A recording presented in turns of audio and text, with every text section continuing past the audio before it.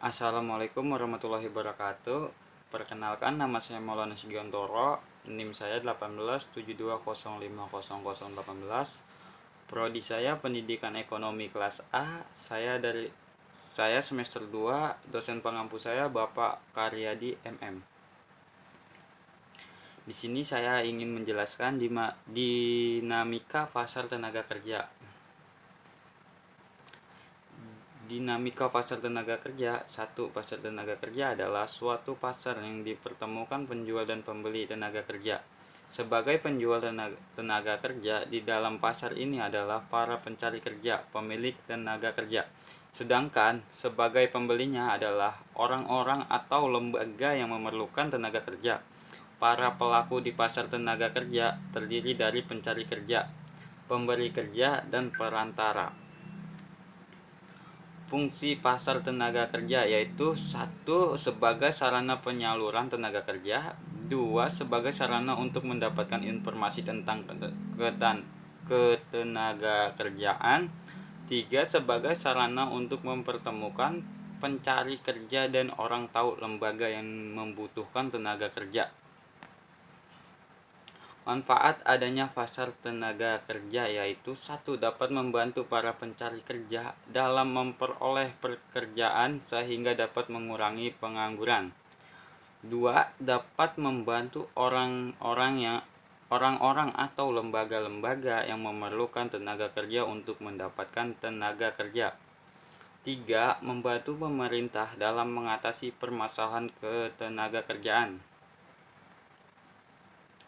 Pasar tenaga kerja dapat dibedakan menjadi beberapa bentuk, di antaranya: 1. Pasar tenaga kerja yang bersifat persaingan sempurna. Pasar persaingan sempurna dalam pasar tenaga kerja adalah pasar yang terdapat banyak perusahaan yang memerlukan tenaga kerja. Sifat permintaan dan penawaran tenaga kerja tidak berbeda dengan sifat permintaan dan penawaran di pasar barang. 2. Pasar tenaga kerja monopsoni. Monopsoni berarti hanya dapat satu pembeli di pasar sedangkan penjual jumlahnya banyak. Berarti di pasar hanya dapat satu firma yang akan menggunakan tenaga kerja yang ditawarkan. Ini terwujud jika di suatu tempat atau daerah tertentu terdapat suatu firma yang sangat besar dan ia merupakan satu-satunya perusahaan modern di tempat tersebut. Jadi, upah yang ditentukan oleh pengusaha yang membayar pekerja tersebut biasanya di dalam pasar monopsoni upah lebih rendah daripada di pasar persaingan sempurna. Pengangguran dan potret ketenaga kerjaan Indonesia.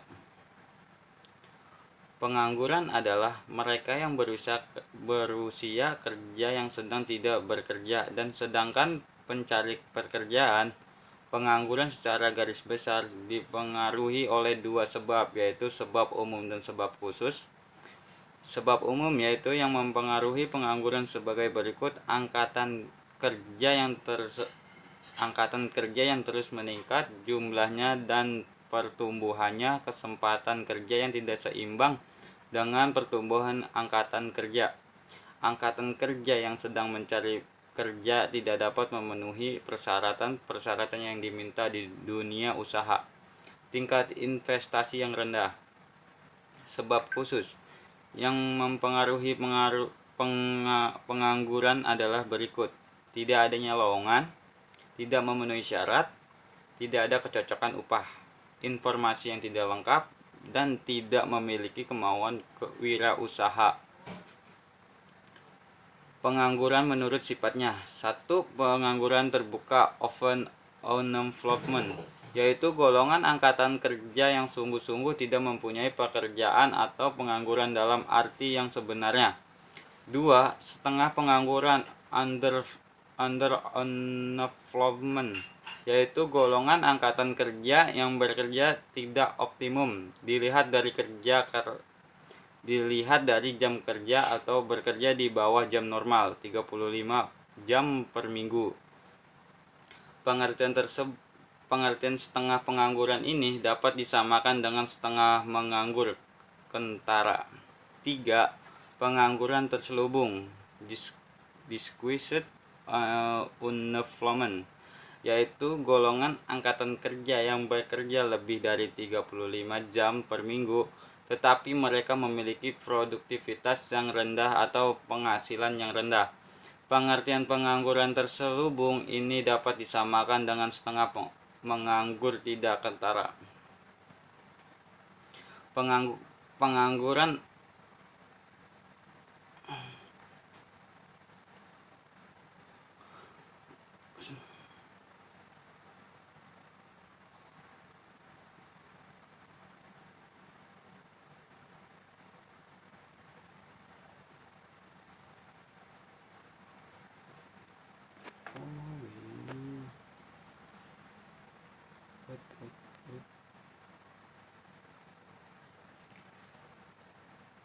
Pengangguran menurut penyebabnya. 1. Pengangguran musiman, yaitu pengangguran yang disebabkan oleh perubahan musim, umumnya di bidang pertanian. Contohnya, setelah musim tanam, biasanya petani menganggur beberapa waktu karena tidak ada pekerjaan di sawah.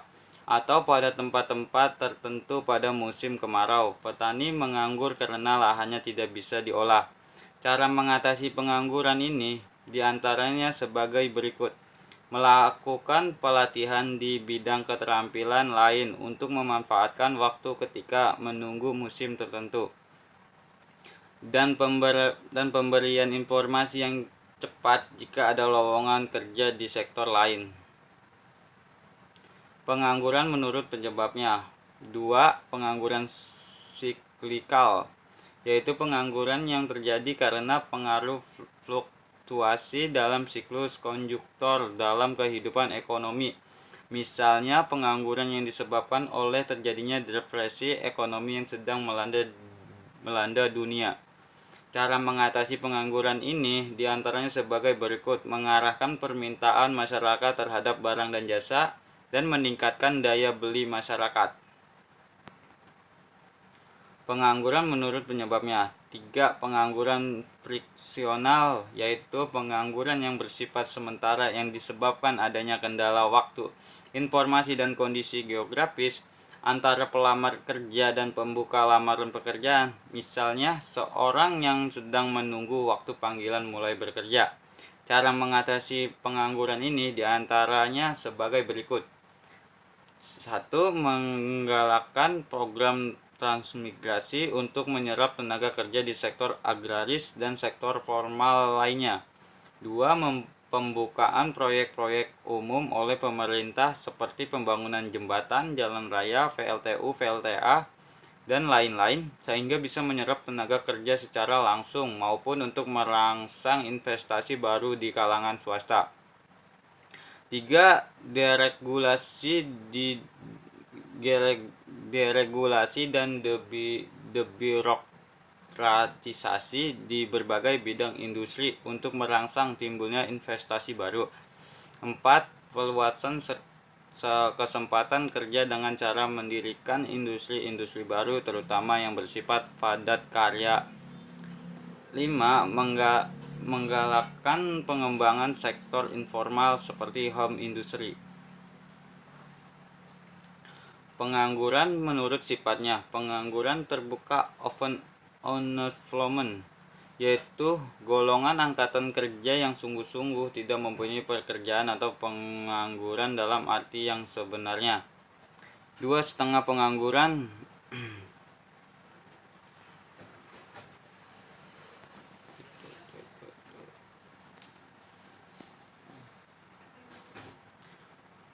Setengah pengangguran unemployment, yaitu golongan angkatan kerja yang bekerja tidak optimum dilihat dari jam kerja atau bekerja di bawah jam normal. Pengertian setengah pengangguran ini dapat disamakan dengan setengah menganggur kentara. 3. Pengangguran terselubung disguised unemployment, yaitu golongan angkatan kerja yang bekerja lebih dari 35 jam per minggu tapi mereka memiliki produktivitas yang rendah atau penghasilan yang rendah. Pengertian pengangguran terselubung ini dapat disamakan dengan setengah menganggur tidak kentara. 3. Pengangguran friksional, yaitu pengangguran yang bersifat sementara yang disebabkan adanya kendala waktu, informasi, dan kondisi geografis antara pelamar kerja dan pembuka lamaran pekerjaan. Misalnya seorang yang sedang menunggu waktu panggilan mulai bekerja. Ya, terima kasih dari saya. Mohon maaf apabila ada kesalah kata. Saya akhiri. Assalamualaikum warahmatullahi wabarakatuh.